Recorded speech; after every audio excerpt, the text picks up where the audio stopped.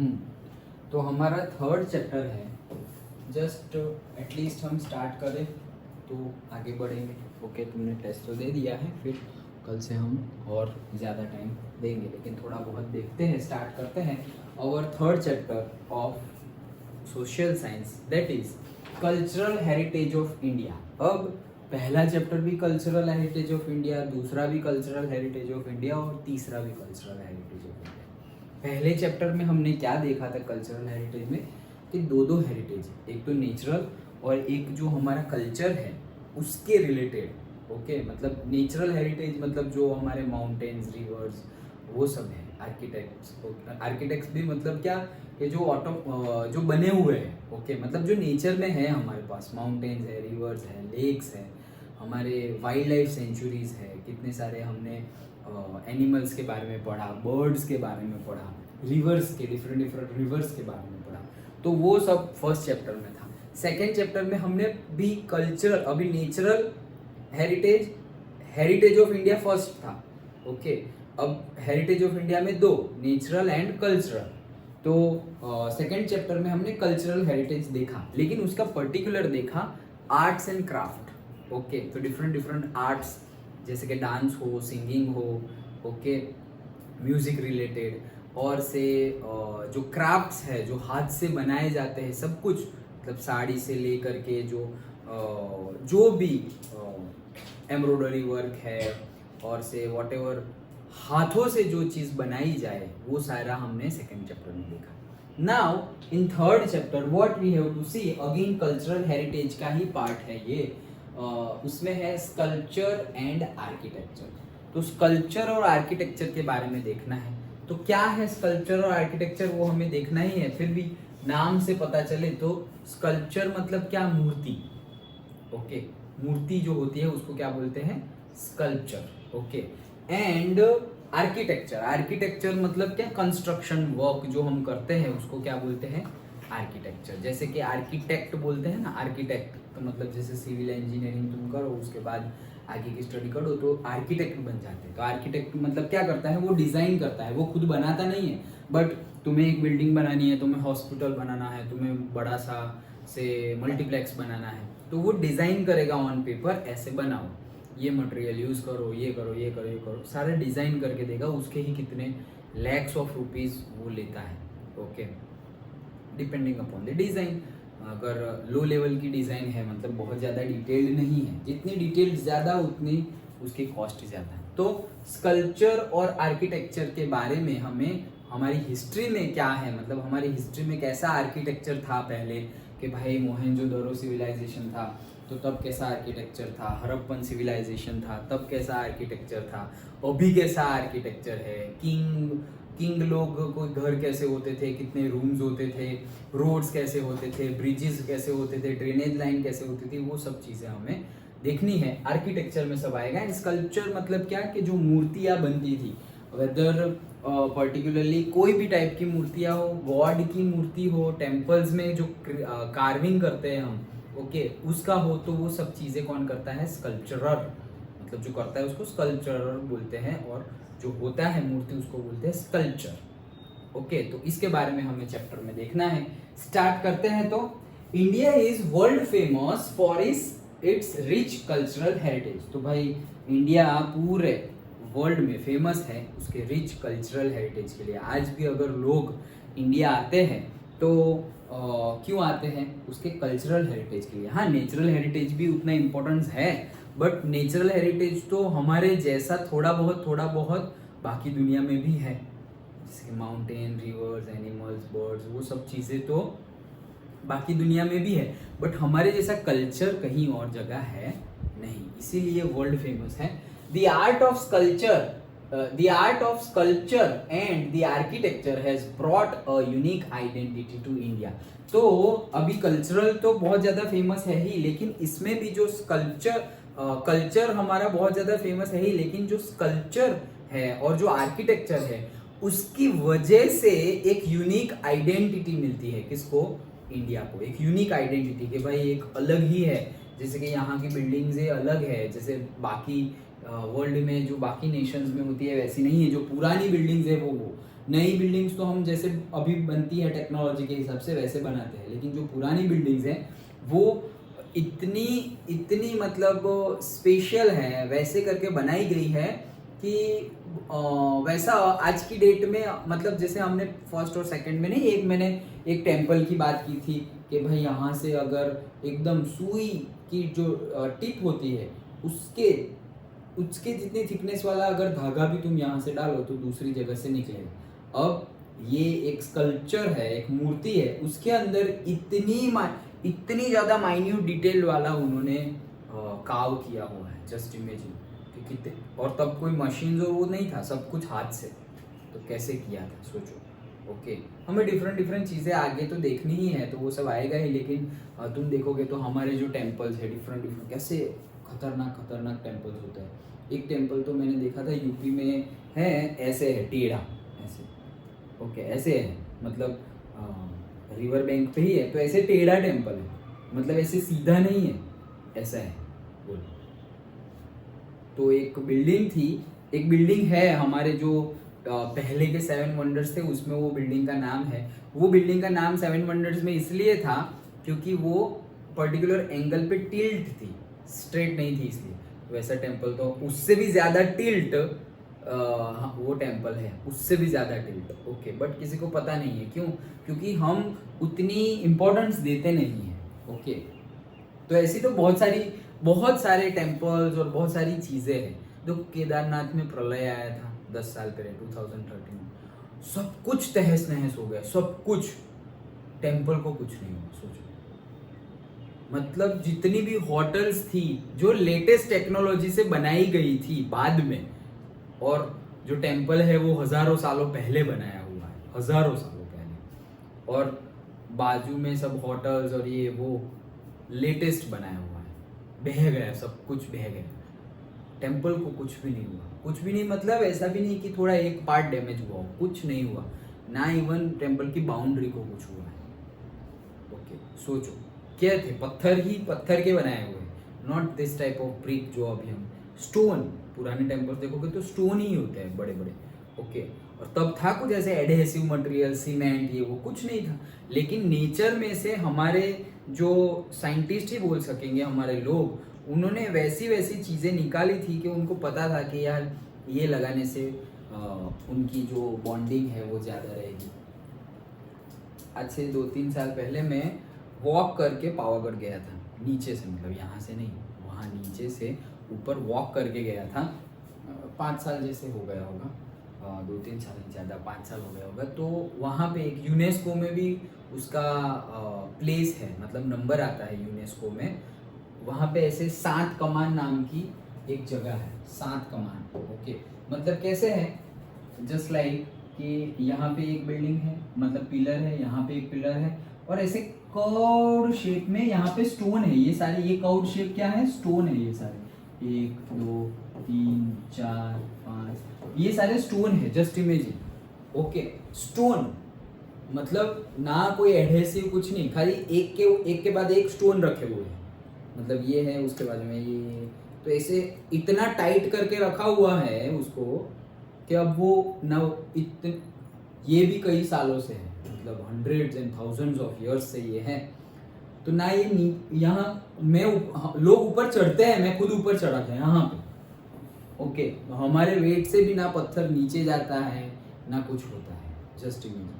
और ऐसा कुछ नहीं है कि वो सपोर्ट पे, मतलब ऐसा समझो कि ये है पिलर, मतलब ये जो वॉल है वहाँ एक पिलर है, और ये वॉल है वहाँ एक पिलर है, लेकिन ऐसा स्लैब नहीं भरा है। ये कैसे स्लैब, हमने सीलिंग लगाई हुई है तो बीच में स्टील रॉड और सब कुछ लगाया है, ये तो कुछ भी नहीं, और एडहेसिव है, सीमेंट है, कितना कुछ एडहेसिव लगाया है तब जाके इतना रहा है। वो तो ऐसे ही सिर्फ एक स्टोन, उसके ऊपर दूसरा, उसके साइड में, फिर साइड में ऐसे स्टोन लगा के, ऐसे पूरे स्टोन ही है। ओके, बस ऐसे, जस्ट इमेजिन। वैसे तो मतलब हम गिन नहीं सकते, उतनी सारी आर्किटेक्चर है इंडिया में, इसीलिए बहुत ज़्यादा वर्ल्ड फेमस है। ये तो जो खुद का एक्सपीरियंस है वो मैं शेयर कर रहा हूँ, लेकिन ऐसा तो बहुत है। जो कैलाश टेम्पल है, कैलाश मानसरोवर नहीं, कैलाश टेम्पल जो है महाराष्ट्र में, वो पूरा का पूरा एक ही स्टोन से बनाया गया है, जस्ट इमेजिन। पूरा का पूरा टेम्पल, एक मूर्ति नहीं, पूरा टेम्पल एक स्टोन में से बनाया गया है। मतलब एक बहुत ही बड़ा, जैसे ये घर जितना बड़ा स्टोन है, अब उसमें ऐसे ऐसे ऐसे करके बीच का मटेरियल निकाल दिया तो रूम बन गया। लेकिन ये दीवारें किसकी है? स्टोन की है, पूरी की पूरी दीवार ही स्टोन की है। ऐसे नहीं कि स्टोन ऐसे एक एक एक एक के ऊपर एक रख कर दीवार बनाई है, पूरी दीवार कंटिन्यूअस स्टोन की है, क्योंकि वो एक पूरा स्टोन था, उसको काव कर करके अंदर का मटेरियल निकाल दिया। तो पूरा टेम्पल वैसे डिजाइन किया, और पूरा टेम्पल अंडरग्राउंड है, नॉट ऑन द ग्राउंड। जैसे ये ग्राउंड लेवल है तो टेम्पल यहाँ से स्टार्ट होता है, और फिर हमें दर्शन करने के लिए नीचे जाना पड़ता है, सीढ़ियाँ चढ़नी नहीं पड़ती, उतरनी पड़ती है। ओके, वैसे तो बहुत सारी चीज़ें हैं, तो that is the beauty of India, इसीलिए बहुत ज़्यादा फेमस है। अब बात करते हैं से town planning. So town planning of Indus culture of ancient India was greater than the contemporary town planning of the world and it is very remarkable। तो क्या बोल रहे हैं कि जो टाउन प्लानिंग है, टाउन प्लानिंग मतलब सिटी जो है कि भाई कहाँ पे हॉस्पिटल होगी, कहाँ पर स्कूल होगी, कहाँ पे रेसिडेंशियल एरिया होगा, कहाँ पे प्लेइंग एरिया होगा, कहाँ पे कोई प्रैक्टिस की जाएगी, सब कुछ पहले से टाउन प्लानिंग जो होता था। तो टाउन प्लानिंग जब इंडस वैली सिविलाइजेशन में, जो हमारी इंडस वैली सिविलाइजेशन है, सिंधु संस्कृति, तब जो होता था टाउन प्लानिंग, वैसा टाउन प्लानिंग पूरी दुनिया में वो टाइम पे और कहीं नहीं हुआ था। देखो, town planning of Indus culture of ancient India was greater than contemporary. मतलब कि वो टाइम पे जब दूसरी टाउन थे, मतलब जैसे इंडस वैली सिविलाइजेशन है, तब मान लो कि सपोज इजिप्ट में या अफ्रीका में भी लोग रह रहे हैं, बाकी सब लोगों का तो मतलब अस्तित्व ही नहीं था। ओके, लेकिन सपोज इजिप्ट, अफ्रीका, हमारे साथ साथ हमने नहीं देखा था इसके पहले के चैप्टर में भी कि अफ्रीका से लोग आए थे एंड ऑल, तो हमारे साथ साथ सपोज वहां पर भी लोग हैं अफ्रीका में, इजिप्ट में, तो वो टाइम पे उनका जो टाइम प्लानिंग था पूरे वर्ल्ड में और कहीं भी जगह, हमारा जब जो टाइम पीरियड था इंडस वैली सिविलाइजेशन का, वही टाइम पीरियड पे पूरे वर्ल्ड में जहां भी लोग रह रहे हो, वो लोग जो टाउन प्लानिंग करते थे, उसमें हमारा क्या था? ग्रेटर था, मतलब महान था। ओके, क्यों? क्योंकि उतनी टेक्नोलॉजी, उतना थॉट प्रोसेस अंदर डाला हुआ है, छोटी छोटी चीजें जो आज की डेट में भी, ये कचरा उठाने वाले घर पे आते हैं, वो जो टेम्पो भर के आता है, वो सर्विस अभी आज से 7-8 ईयर्स पहले स्टार्ट हुई। 7-8 ईयर्स, उससे पहले नहीं थी। क्या कर रहे थे अब तक? घर का कचरा कहाँ, ऐसे ही लोग जाते हैं ऐसे थैली भर भर के और रोड पे डाल देते हैं, रोड के साइड में डाल देते हैं। ये मक्तमपुर वाला टर्निंग जो है, वहां पर तो पूरा ऐसे कचरा ही कचरा था। अभी भी ये कॉलेज रोड पे कहीं कितनी जगह पे सब लोग ऐसे ही, कहीं देखा नहीं, ऐसे डाल के चले गए है। ऐसा सोचो, इवन मैंने भी डाला हुआ है, लो ना, मैंने खुद डाला हुआ है ना, कहाँ बोल रहा हूँ। क्यों भाई? ऐसी कोई सिस्टम ही नहीं है। अब नहीं डाला है, अब तो लेने आते हैं तो उनको भले ही घर में पड़ा रहे कचरा, लेकिन जब वो आएगा उनको ही देने जाना है, तो वो लोग डिस्पोज करेंगे उसकी जगह पे, फिर हमारे जैसे ऐसे नहीं कहीं पर भी डाल देंगे। एटलीस्ट हमने अपनी ड्यूटी निभाई कि वो आ रहा है। तो सोचो 1947 में हम इंडिपेंडेंट हुए थे, तब से लेके अब तक एक कचरा गार्बेज सिस्टम का, ये सिस्टम गार्बेज डिस्पोजल के लिए एक सिस्टम बनाने के लिए इतना टाइम लग गया। कितना टाइम लग गया? मतलब इतने साल लग गए, 50-70 ईयर्स लग गए ये सिस्टम बनाने में। हर घर में बिजली नहीं थी, 50-70 ईयर्स लग गए। हर घर में टॉयलेट नहीं था, तो फिर गवर्नमेंट ने आज से 2-3 साल पहले हर घर में वो टॉयलेट बनाया। वो मूवी भी आया था टॉयलेट, एक फिल्म था, उससे पहले ही स्टार्ट किया था जस्ट। ओके, तो सोचो कि इतने साल लग गए, 50-70 ईयर्स लग गए। ये तो बेसिक नीड्स है ना भाई। तुम मल्टीप्लेक्स तुम्हारी सिटी में ना हो तो चलेगा, कचरे वाला तो होना चाहिए ना। वो इम्पोर्टेंट है या ये इम्पोर्टेंट है? रोड्स अच्छे होने चाहिए, ब्रिजेस होने चाहिए। सो वट एवर, देर आए दुरुस्त आए, लेकिन एटलीस्ट अभी तो हम अच्छा कर रहे हैं। अभी तो है कि भाई हाँ, ये बेसिक नीड्स है, बेसिक नीड्स पे काम करना पड़ेगा।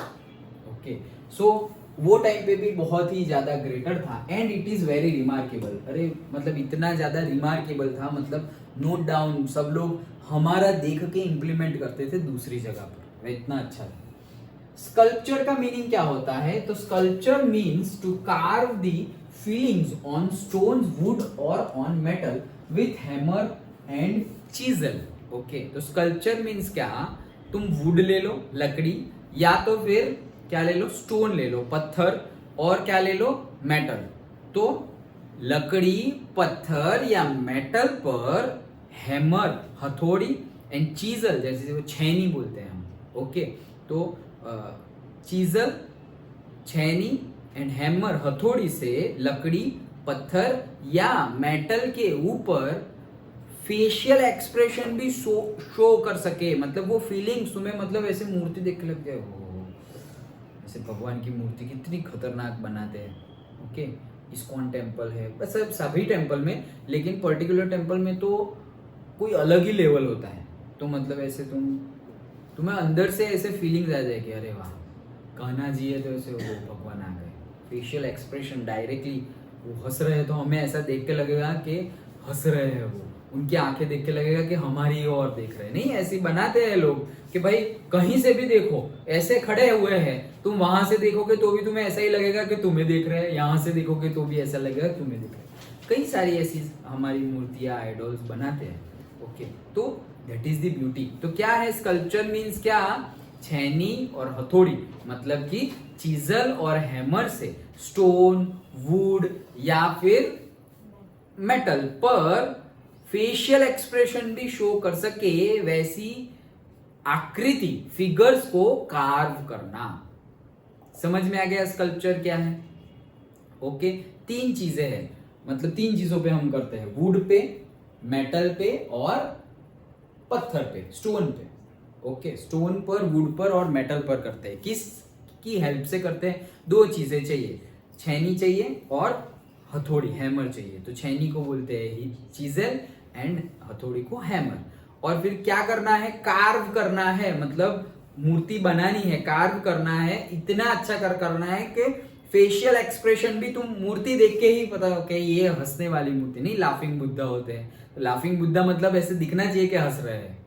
ओके, फेशियल एक्सप्रेशन, ये गुस्से में है, ये हंस रहे हैं, ये गंभीर मुद्रा में है। देखो देखो, जैसे कि शिव जी है। ओके, तो शिव जी ऐसे ना ज्यादा ना कम, ऐसे ना ज्यादा ना कम, इतनी स्माइल है। देखो स्माइल है, लेकिन ना ज्यादा है ना कम है। कई कई मूर्ति ऐसी होगी कि ऐसे हंस रहे हैं, कई कई ऐसी होगी कि थोड़ा भी नहीं हंस रहे, एकदम गंभीर, हंस ही नहीं रहे, no smile. Okay, so that is the beauty, यही तो ब्यूटी है। नहीं तो सोचो हमें एक पेंटिंग बनानी हो, तो पेंटिंग बनाते हैं तो कैसे, कुछ भी बना दो तो चलेगा, इमोजीज नहीं हम बना दे तो भाई वो तो सभी वो येलो कलर के होते हैं सेम जैसे ही होते हैं, दो आंख एक नाक, ओके सेम जैसे ही होते हैं, बट सबकी फीलिंग्स अलग अलग है। कोई ऐसे मुंह, कहीं कोई हंस रहा है, आंख में से पानी निकल रहा है, सिर्फ आंख में पानी है, कितने सारे इमोजीज होते हैं। That is the beauty. तो वो पेंटर की ब्यूटी है, डिजाइन करने वाले की। यहाँ पर जो बना रहा है उसकी स्किल है।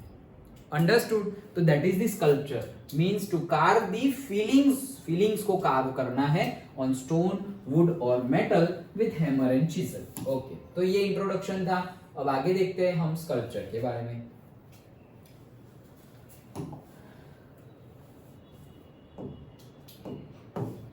हाँ, स्कल्पचर के बारे में देखते हैं। So what is sculpture?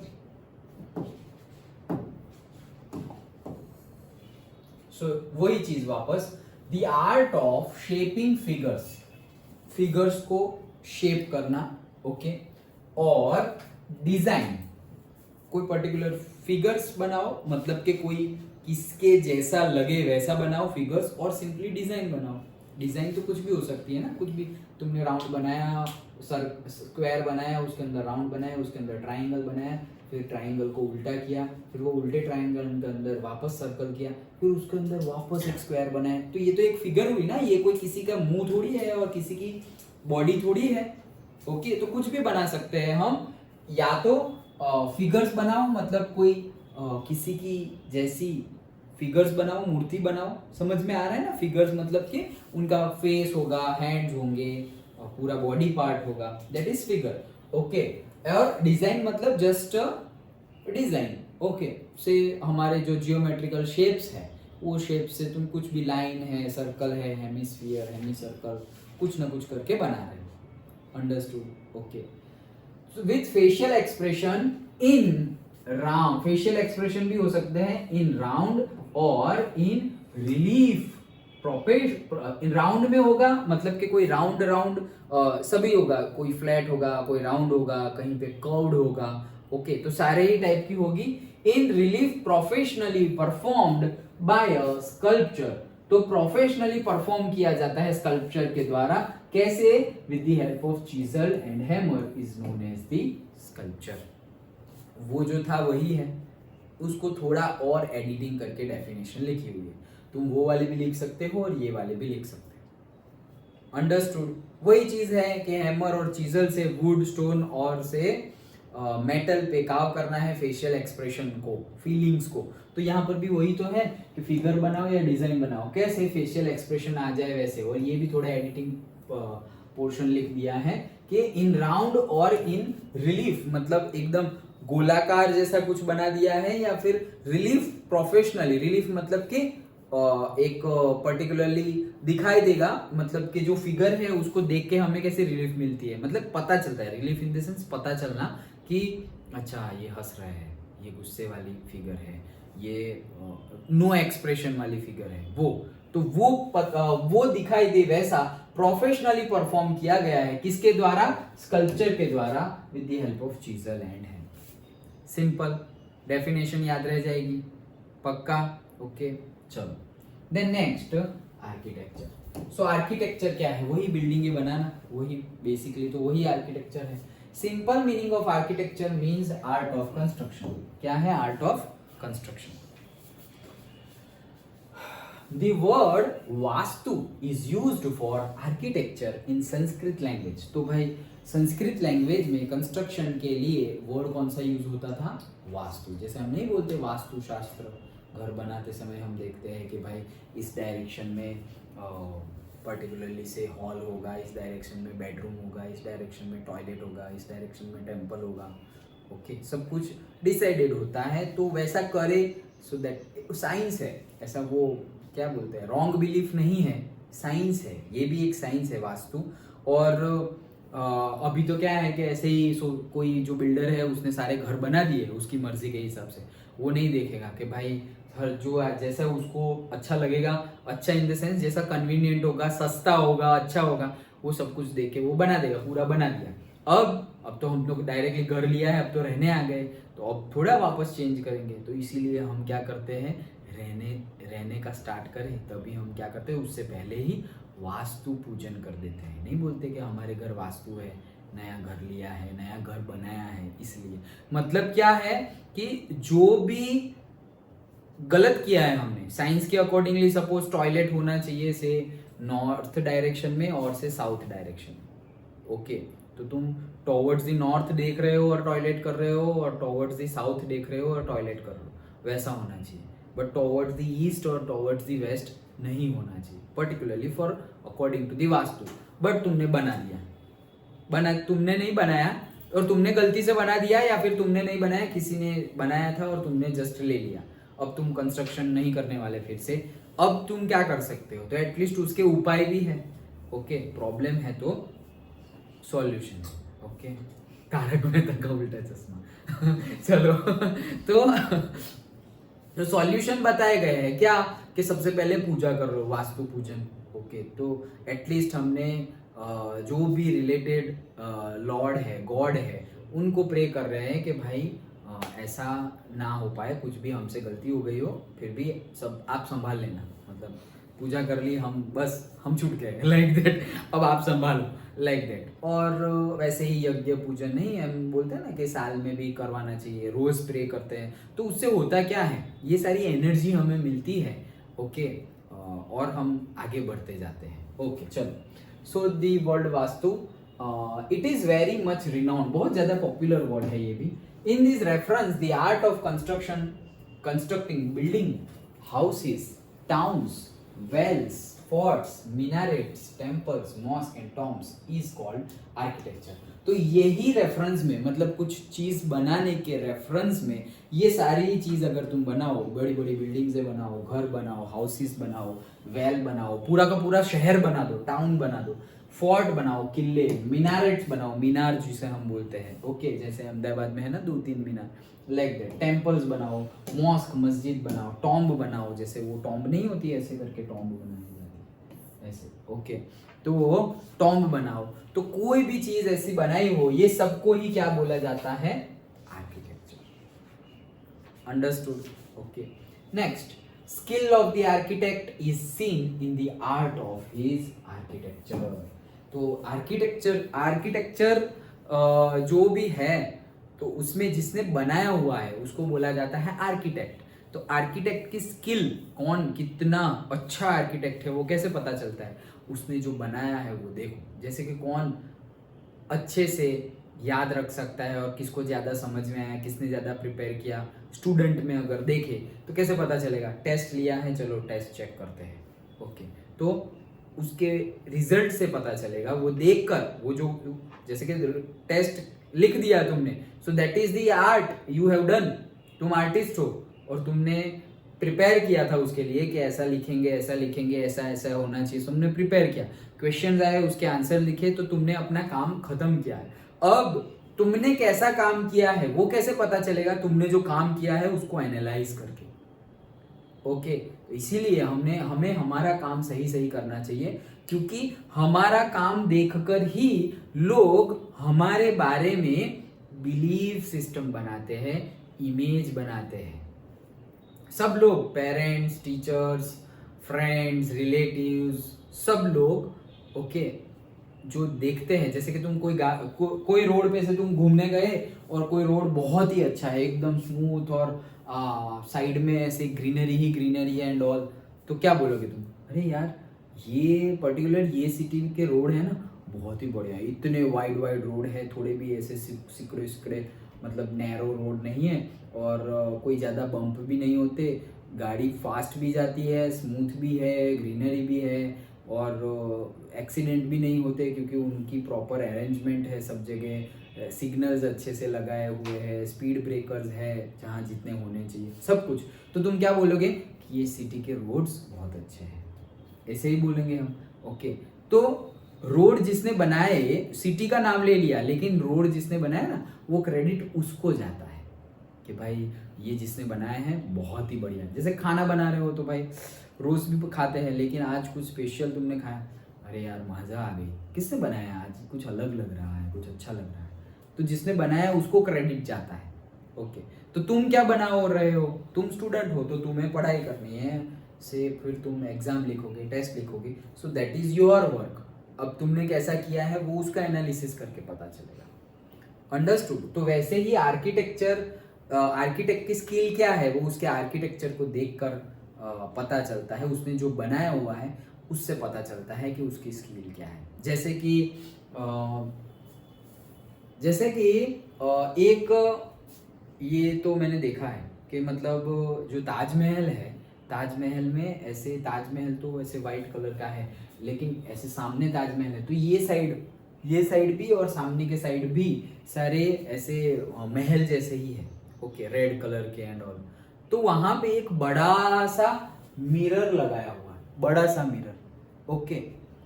वो बड़े से मिरर में तुम यहां से देख सकते हो कि पर्टिकुलरली पूरा ताजमहल उसी में आ जाएगा, और वो चीज बहुत दूर है, वो चीज बहुत दूर है, लेकिन तुम्हें ताजमहल देखना हो तो ऐसे बहुत ज्यादा दूर जाकर हाइट पे जाने की जरूरत नहीं है, डायरेक्टली वो मिरर को देख लोगे तो तुम्हें पूरा का पूरा ताजमहल दिखे। जैसे कि हम 4 व्हील ड्राइव करते हैं, ओके, तो कैसे पूरी की पूरी पीछे की गाड़ी हमें रियर व्यू मिरर में दिख जाती है, पूरी गाड़ी, तो हमें ऐसे पीछे जाके ऐसे मुंडी करके देखने की जरूरत नहीं है, डायरेक्टली ऐसे मिरर में देख लो, ऐसे चला रहे हैं, मिरर में देख लिया, पूरी गाड़ी दिख रही है, यहाँ पे मिरर में देख लिया, पूरा पीछे का व्यू दिख रहा है, लाइक दैट।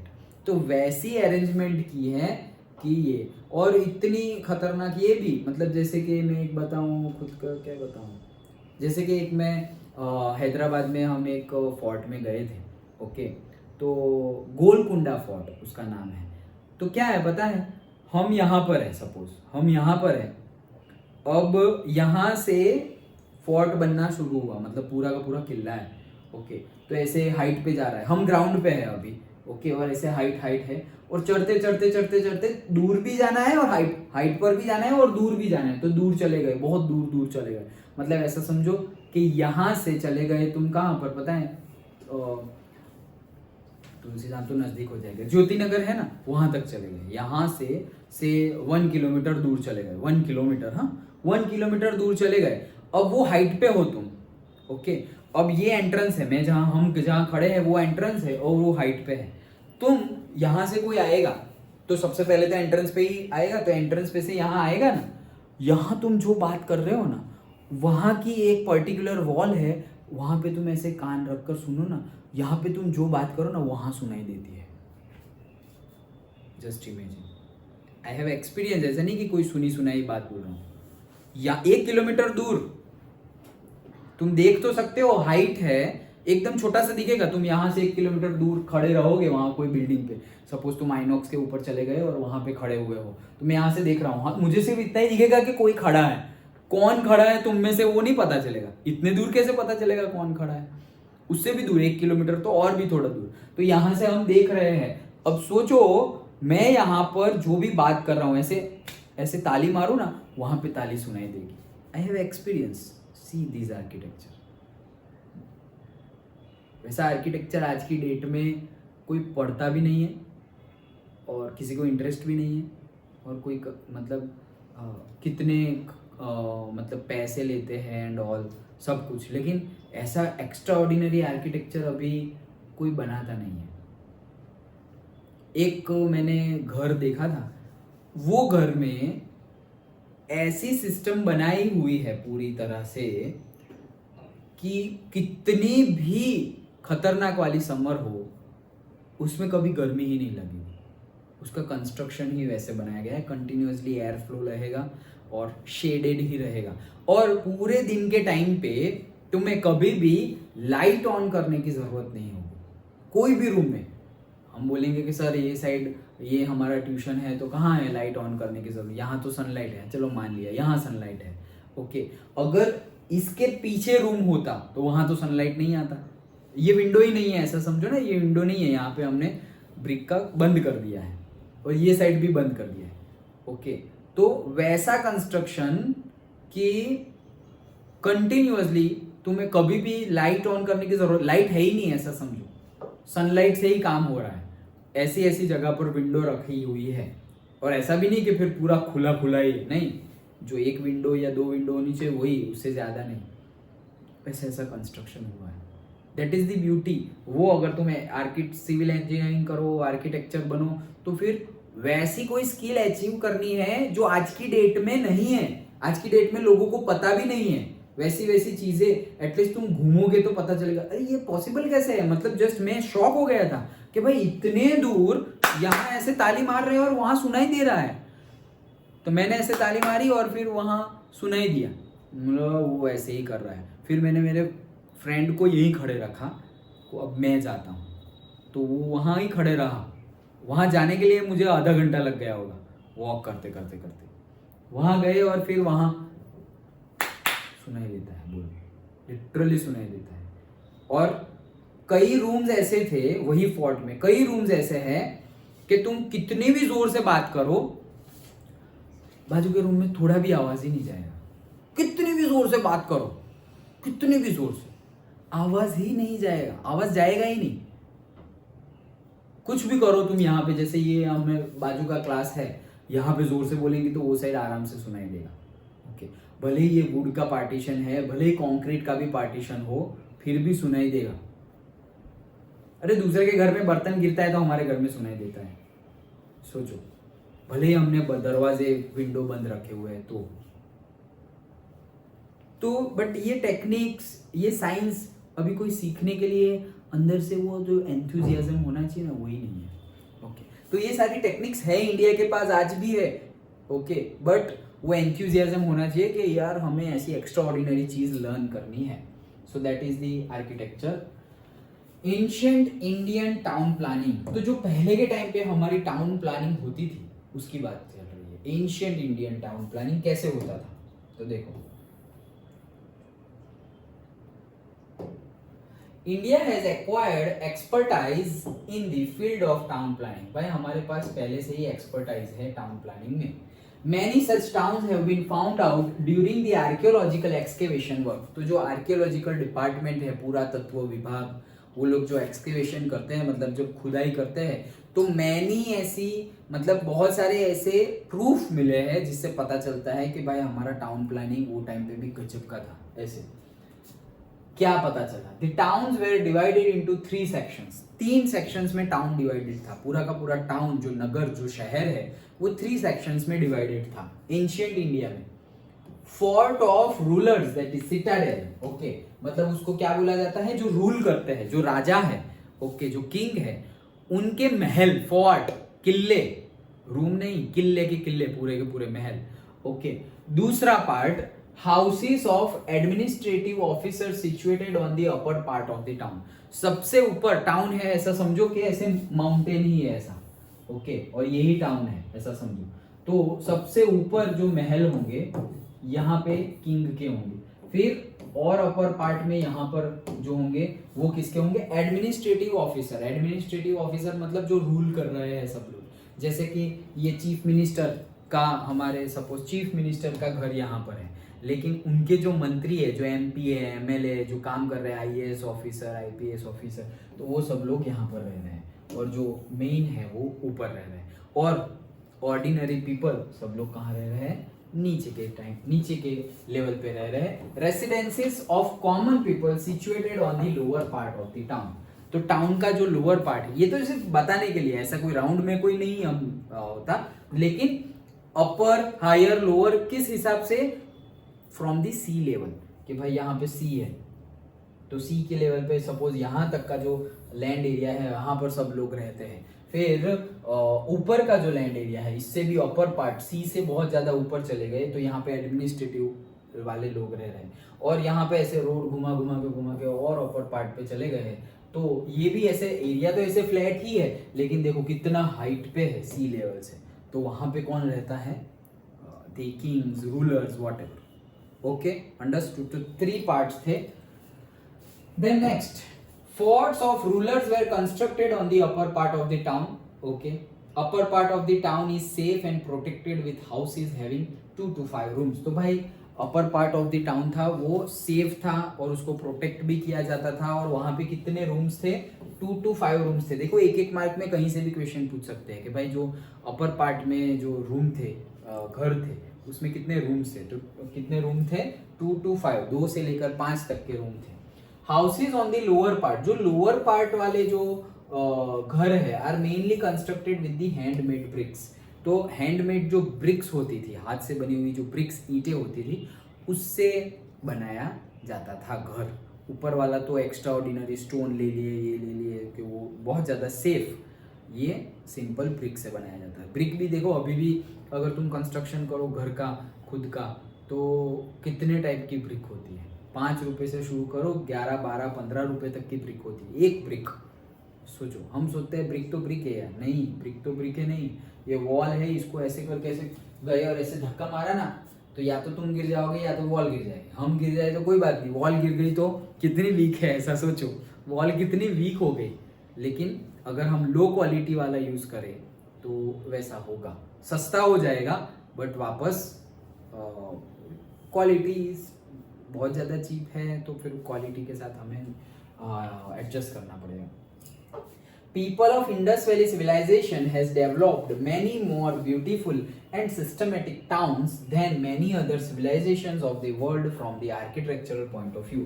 तो भाई वही चीज वापस बताई है कि इंडस वैली सिविलाइजेशन में लोगों ने जो घर बनाए थे, जो आर्किटेक्चर किया था, उस टाइम पे पूरे वर्ल्ड में जहां जहां लोग रह रहे थे, उनका जो आर्किटेक्चर है, उनकी कंपेयर में हमारे लोगों ने एक्स्ट्रा ऑर्डिनरी वर्क किया था। वही चीज वापस बताई गई है। Among all of them, Harappa and Mohenjodaro had the best town planning. तो हमारी बहुत सारी टाउन प्लानिंग थी, लेकिन सबकी अगर कंपेयर करें हमारे लिए, दूसरों के साथ नहीं, सिर्फ हमारी ही टाउन प्लानिंग की कंपेयर करें तो हमारी ही टाउन प्लानिंग में जो दो सबसे ज्यादा टाउन प्लानिंग अच्छी थी सिविलाइजेशन की, वो कौन सी थी? एक तो हड़प्पन सिविलाइजेशन की, और जो मोहेंजोदड़ो का टाइम पीरियड था तब जो सिविलाइजेशन थी। ओके, मोहेंजोदड़ो पर्टिकुलरली जगह का नाम है वैसे तो। ओके, तो वहाँ के वो टाइम पे, मतलब वो टाइम पे वहाँ पर जो लोग बसे थे उनके जो टाउन प्लानिंग थी वो तो बहुत ज़्यादा फेमस है, Mohenjodaro and the Harappan civilization. Okay, देखना है मोहेंजोदड़ो, देख ले, एक देख लेते हैं। ओके, हाँ चलो। सो मोहेंजोदड़ो क्या है? 1922 archaeologist named Rakhaldas Banerjee and Dayaram Sahni found out remains of huge town planning. तो भाई कब पता चला है? 1922 में पता चला। 1922 में आर्कियोलॉजिस्ट जो थे, नाम याद रख लेना, रखलदास बैनर्जी एंड दयाराम साहनी को पता चला कि बहुत ज़्यादा ह्यूज टाउन प्लानिंग होता था इंडिया में। During excavation work which was being carried out under the guidance of sir John Marshall and colonel Mackay in Larkana district now in Pakistan of Mohenjodaro. तो उनको कैसे पता चला? खुदाई की थी। तो खुदाई की थी तो भाई तब तो ब्रिटिश रूल था, तो किन के गाइडेंस में की थी? ये नाम भी पूछा जा सकता है, किन के गाइडेंस में की थी? Sir John Marshall and Colonel Mac. Okay, तो कर्नल मैक और सर जॉन मार्शल की गाइडेंस में वो खुदाई की थी। कहाँ की थी? लारखंड डिस्ट्रिक्ट में की थी। ये लारखंड डिस्ट्रिक्ट है मोहेंजोदड़ो में। वो जगह आज की डेट में कहाँ पर है? पाकिस्तान में है। जब हमारा पार्टीशन हुआ था इंडिया का, तो इंडिया पाकिस्तान, तो जो पाकिस्तान के पास एरिया गया है वहाँ पर है Mohenjodaro means the heap of the deads. Mohenjodaro का मतलब क्या होता है? सिर्फ मतलब उसका वर्ड का मीनिंग क्या होता है? हीप ऑफ द डेड्स, मतलब कि जो डेड्स है, जो भी डेड्स है, प्लांट्स है, एनिमल्स है, ह्यूमन बींग्स है, उनका हीप मतलब क्या? ढेर, टेकरा बोलते हैं ना, ढेर उसको बोलते हैं। उसका वर्ड का मीनिंग ये है। ओके, देन तो अब हमें इसके अंदर मोहेंजोदड़ो में डिफरेंट ये तो हमने मोहेंजोदड़ो का इंट्रोडक्शन देखा कि कब 1922 में, याद रखना, तब पता चला था। अब उसकी कैरेक्टरिस्टिक्स है, जैसे कि कंस्ट्रक्शन ऑफ टाउन है, देन रोड्स है, ड्रेनेज सिस्टम है, पब्लिक बिल्डिंग्स है एंड पब्लिक बाथ्स है। क्या करना है? देखना है या फिर नेक्स्ट कल रखे? कल रखना है, ठीक है। तो मोहेंजोदड़ो हमने देखा, उसकी जो कैरेक्टरिस्टिक्स है कि मोहेंजोदड़ो सिविलाइजेशन में क्या क्या कैरेक्टरिस्टिक्स थी। तो भाई कंस्ट्रक्शन ऑफ टाउन कैसा था मोहेंजोदड़ो में, रोड्स कैसे थे, पब्लिक बाथ्स, पब्लिक प्लेसेस, सब कुछ कैसा था, वो सब हम कल डिस्कस करें। अंडरस्टूड? ओके।